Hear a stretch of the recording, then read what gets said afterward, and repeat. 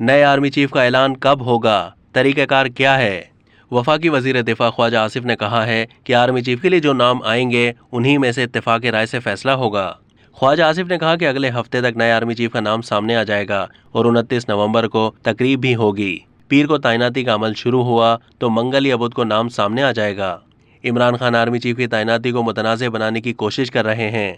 इमरान खान चाहते हैं उनकी मर्जी का आर्मी चीफ नहीं लगे तो मामला मुतनाज़ हो जाए।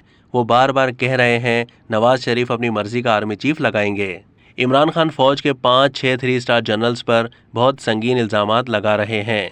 इन जनरल्स ने 30-35 साल मुल्क की खिदमत की है।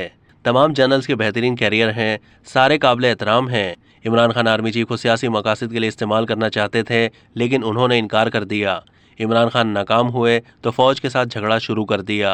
फौजी क़यादत पर जितने इल्ज़ामात इमरान खान ने लगाए, किसी सियासतदान ने 75 साल में नहीं लगाए। आर्मी चीफ की तैनाती का अमल बताते हुए ख्वाजा आसिफ ने कहा कि वज़ीर आज़म वज़ारत दिफा की समरी पर आर्मी चीफ की तैनाती करते हैं। वज़ीर आज़म आर्मी चीफ के नामों के लिए वज़ारत दिफा को ख़त लिखते हैं। वज़ारत दिफा 5 या 6 सीनियर तरीन जनरल्स के नाम वज़ीर आज़म को भेज देती है। वज़ीर आज़म की सवाबदीद है कि इन 5 या 6 जनरल्स में से किसी एक को आर्मी चीफ मुकर्रर करे।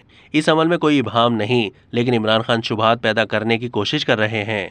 ख्वाजा आसिफ का कहना था कि आर्मी चीफ के लिए जो भी नाम हुआ उस पर अस्करी और सियासी क़यादत का मुकम्मल इत्तेफाक होगा। यकीन दिलाता हूँ तैनाती के हवाले से कोई इख्तलाफ नहीं है। फौजी क़यादत से मशावरत के बाद इत्तेफाकी राय से फैसला होगा। आईनी तौर पर सवाबदीद वज़ीर आज़म की है, लेकिन फैसला इदारा की मशावरत से करते हैं। आर्मी चीफ के लिए जो नाम आएंगे उन्हीं में से इत्तेफाक राय से फैसला होगा। जो नाम समरी में आएंगे उन्हीं में से किसी नाम पर इत्तेफाक होगा। माजी में भी जब नवाज शरीफ ने आर्मी चीफ की तकर्री की, कभी इख्तलाफात नहीं थे।